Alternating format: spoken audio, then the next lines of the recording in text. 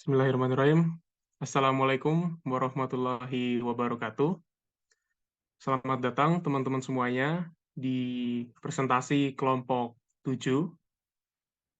Kami dari kelompok 7 akan menjelaskan materi selanjutnya, chapter selanjutnya, yaitu chapter 7 mengenai materi Sensor for Seamless Learning.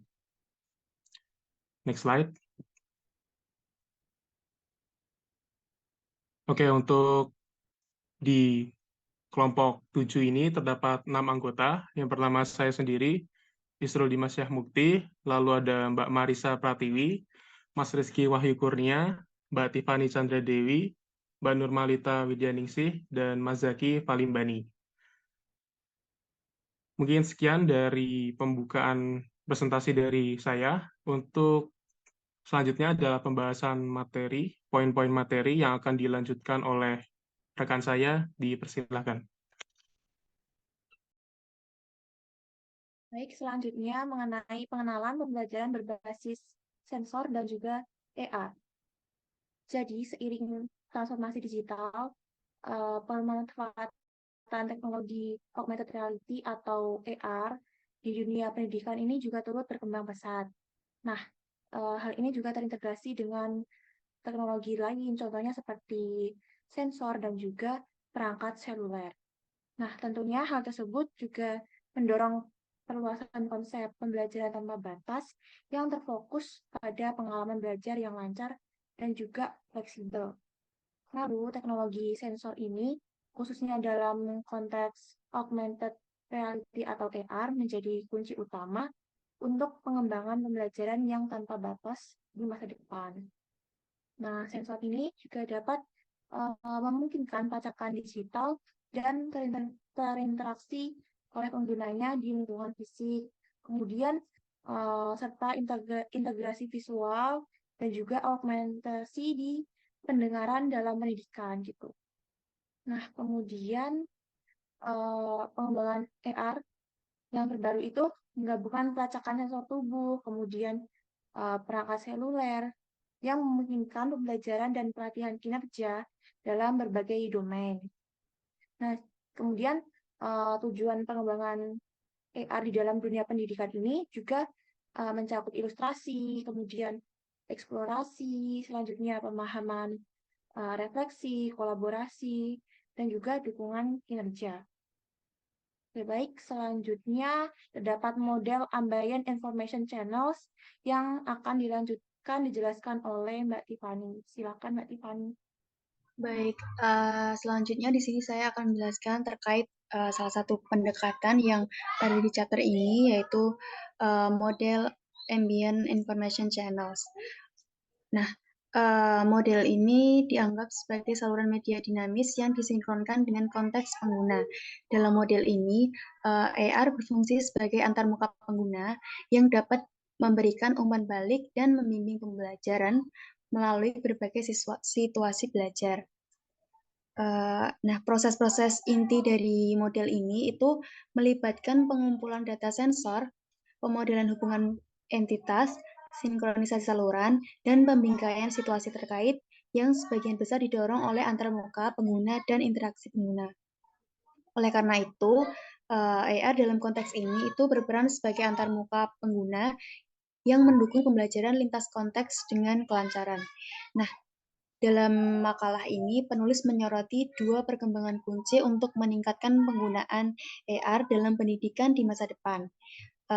Yang pertama, mereka meramalkan bahwa pelacakan sensor multimodal akan membuka peluang baru dengan kemampuan melacak aktivitas pengguna pada tingkat mikro melalui pelacakan manusia. Kemudian yang kedua, pengembangan kamera ponsel untuk membuat model lingkungan secara langsung memungkinkan pemahaman mendalam tentang situasi belajar dan integrasi umpan balik yang tanpa batas dalam situasi pelatihan dunia nyata. Penelitian terbaru ini seperti sistem umpan balik cermin untuk presentasi pelatihan telah terbukti berhasil dalam mendukung pembelajaran. Nah, penulis menggambarkan hubungan antara pelacakan aktivitas pengguna di dunia nyata dan penerapannya dalam sistem AR pendidikan. memberikan analisis tentang potensi intervensi pendidikan multimodal dalam AR, serta bagaimana AR dapat mendukung panduan, umpan balik, penilaian informatif, dan pengembangan keahlian secara keseluruhan, berdasarkan terkini dan tinjauan literatur serta desain teknologi. Jadi, model ini dianggap sebagai saluran media dinamis yang disinkronkan dengan konteks pengguna. Selanjutnya akan dijelaskan oleh rekan saya, silakan. Oke, jadi untuk menghubungkan interaksi berbasis sensor dan AR ini, pertama kita harus tahu dulu apa aja yang terlibat ya. Yang pertama pasti siswanya yang terlibat, yang kedua itu ada sensor yang terlibat, yang ketiga ada alat untuk menampilkan AR. Kalau sekarang ini alat yang digunakan itu biasanya handphone masing-masing. Nah, kalau siswa kan udah jelas ya, orang gitu kita semua. Lalu sensor. Nah, teman-teman pasti sudah pernah melihat atau menggunakan beberapa sensor yang digunakan untuk AR ini. Ada accelerometer, ada gyroscope, terus ada RFID, ada NFC gitu ya. Nah, di tahun 2015 itu Schneider, Borner, Van Rossmalen, sama Specht itu mengkategorikan ada 82 aplikasi berbasis sensor yang bisa digunakan untuk pembelajaran. Dan ini menyentuh semua domain pembelajaran ya. Ada domain kognitif, ada domain afektif, sama ada domain psikomotor. Nah, kalau kita buat contoh di jurnal yang ditulis oleh Schneider dan teman-temannya itu juga ada contoh, cuma agak kurang Indonesia. Aku coba kasih beberapa contoh yang mungkin lebih relate ke teman-teman di kita yang hidup di Indonesia gitu ya. Untuk misalnya kita mau pembelajaran kognitif, bagaimana menghubungkan interaksinya. Kalau teman-teman membayangkan kita kita berkunjung ke Museum Angkut di Malang, itu kan banyak mobil ya, dan bayangkan yang visit itu adalah anak SMK. Setiap mobil dan setiap bagian mobil itu akan kita tempelkan alat yang namanya RFID ya, panjangannya radio frekuensi, ID-nya lupa gitu ya. Nah, di setiap RFID itu memancarkan gelombang. Kalau ada alat yang bisa membaca gelombang itu, kita bisa menampilkan data tertentu gitu. Nah, kalau ternyata misalnya anak SMK atau pengunjung siapapun menggunakan aplikasi tertentu, terus dia arahkan HP-nya ke mobil yang sudah, atau bagian mobil, spion, kap mobil, ban yang ditempelin oleh RFID itu, akan muncul tambahan informasi ya, yang bisa membuat mereka belajar secara pengetahuan gitu. Ban ini terbuat dari apa gitu kan, spion ini lebarnya berapa, kaca mobil ini ketebalannya berapa gitu. Nah, itu adalah salah satu contoh bagaimana menghubungkan interaksi dalam ranah kognitif ya di Indonesia. Yang kedua, dalam ranah afektif, kalau teman-teman pernah mendengar atau alat untuk mengukur ini ya, jarak kita lari, itu biasanya accelerometer gitu. Ada Nike Plus, ada smartwatch-nya Apple gitu. Nah, itu kan bisa menghitung berapa banyak kalori yang dihabiskan dalam satu waktu. Dulu ada satu organisasi yang membuat kampanye. Kampanyenya adalah dalam satu tim atau satu departemen itu banyak-banyakan membakar kalori gitu. Jadi ada kita misalnya grup 7 gitu, banyak-banyakan membakar kalori. Nah, ini secara nggak langsung sebenarnya sudah masuk ke ranah psikomotor. Tapi karena itu harus bekerja secara tim, jadi mengumpulkan siapa yang paling banyak timnya yang bakar kalori. Cara bakar kalorinya itu harus lari, harus workout, harus olahraga gitu. Makanya ini ternyata menjadi sebuah kebiasaan dan sebuah motivasi orang untuk menjadi sehat. Nah, itu adalah bagaimana cara pemanfaatan sensor ini untuk dalam ranah pembelajaran afektif gitu ya. Cuma waktu itu emang belum sampai dikembangkan ranah augmented reality-nya. Cuma idenya waktu itu augmented reality itu pada waktu kita mengarahkan HP ke teman, ke Lita gitu, akan kelihatan Lita itu sebenarnya udah menghabiskan berapa ribu kalori, aktivitas untuk membakar kalorinya apa aja, itu bisa di augmented reality kan ya. Terus yang ketiga itu ranah psikomotor. Di ranah psikomotor ini juga banyak sekali sensor ya yang bisa digunakan gitu ya. Cuma yang paling umum adalah sensor ini kamera. Kalau teman-teman dulu pernah main Kinect atau di yang terbaru ada PS4 mengeluarkan PS5 kamera gitu ya, PlayStation kamera gitu. Nah, di PlayStation kamera itu mendeteksi gerak ya. Jadi dulu kebetulan aku pernah main gitu, kita bisa mancing, kita bisa panahan gitu, kita bisa main gitar gitu segala macam. Nah, contoh yang paling yang paling umum gitu untuk ranah psikomotor pemanfaatan sensor dan AR ini bisa menggunakan kamera tadi ya untuk latihan yang sifatnya atau belajar yang sifatnya psikomotor. Misalnya belajar musik, olahraga bela diri dan sebagainya itu bisa menggunakan uh, kamera dari yang tersedia ya. Oke, itu aja. Selanjutnya akan dijelaskan oleh teman saya. Nah, Oke, selanjutnya kita masuk ke prototype pelatih presentasi. Di layar ini ada dua macam ya, buat prototype pelatih presentasi. Yang pertama ini dari Microsoft Kinect Sensor Array. Itu tuh dia mengidentifikasi pemicu perilaku tingkat tinggi saat penggunanya itu memberikan presentasi di depannya. Nah, perilaku yang dilacak ini ya semacam postur tubuh, penggunaan gerak tubuh, dan juga ada volume suara, penggunaan jeda.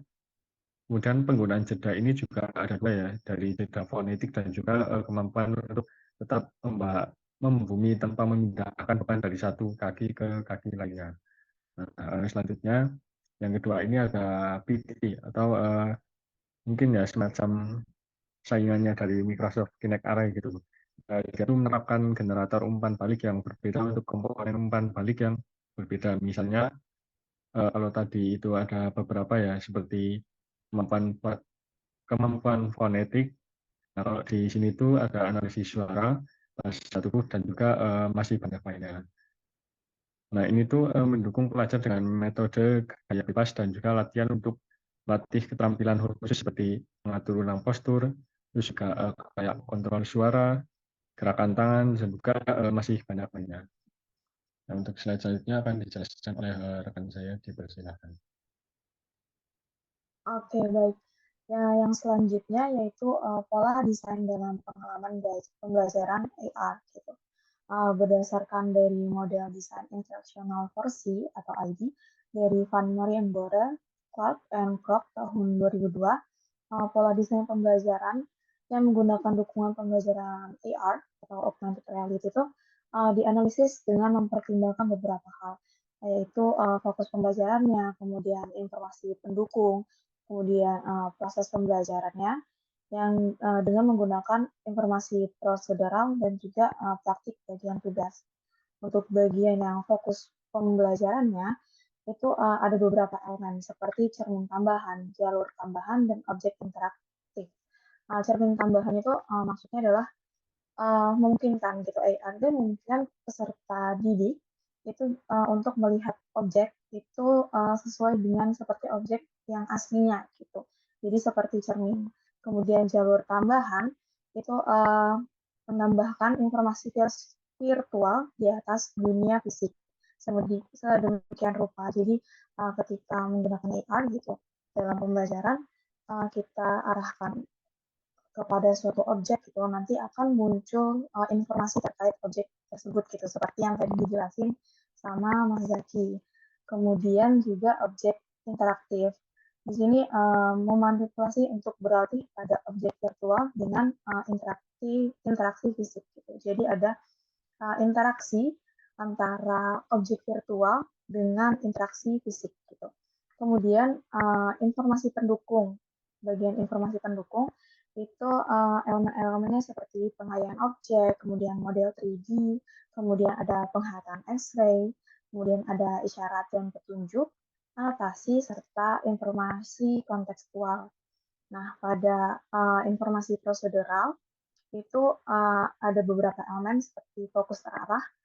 Maksudnya adalah ini tuh AR ini membuat peserta didik itu fokusnya terarah gitu. Maksudnya jadi sesuai gitu, sesuai objek yang akan dipelajari gitu. Jadi misalkan kita mengarahkan objek itu kepada sesuatu wujud yang enggak relevan dengan topik yang dipelajari siswa itu nggak bisa di-scan, informasinya nggak keluar gitu. Kemudian juga penyorotan objek. Di sini kemudian juga ada umpan balik haptik dan juga umpan balik formatif gitu. Dan yang terakhir itu adalah praktik bagian tugas seperti jalur hantu dan juga umpan balik evaluatif. Baik, sekian dari saya kembalikan ke moderator. Terima kasih. Baik, dari penjelasan pemaparan materi dari teman-teman, bisa disimpulkan bahwa untuk mengimplementasikan sebuah prototipe di masa depan dan menyematkannya sebagai dukungan yang masuk akal, perlu ada lebih banyak penelitian tentang penggunaan spesifik AR dalam situasi pembelajaran dunia nyata dan juga evaluasi empiris terhadap berbagai pilihan desain. Pembelajaran yang lancar didukung atau diaktifkan melalui penyematan umpan balik dan panduan secara lebih mendalam ditampilkan dalam situasi pembelajaran tertentu serta melalui koneksi situasi belajar. Model 4C atau ID memberi fleksibilitas dan kekayaan desain untuk menggabungkan pelacakan penggunaan tingkat data pelacakan mata dengan kekuatan instruksi suara yang disesuaikan dengan individu. Hal ini juga memperkenalkan struktur yang jelas untuk merancang umpan balik dan instruksi dengan augmentasi yang tertanam. Mungkin itu presentasi dari kami, kelompok 7. Jika teman-teman memiliki pernyataan atau pertanyaan untuk kami, bisa didiskusikan di kolom komentar di video ini. Sekian dari kami, mohon maaf jika ada salah kata, bisa minta tolong untuk dibicarakan baik-baik, bukan malah pergi mencari yang terbaik. Terima kasih. Wassalamualaikum warahmatullahi wabarakatuh.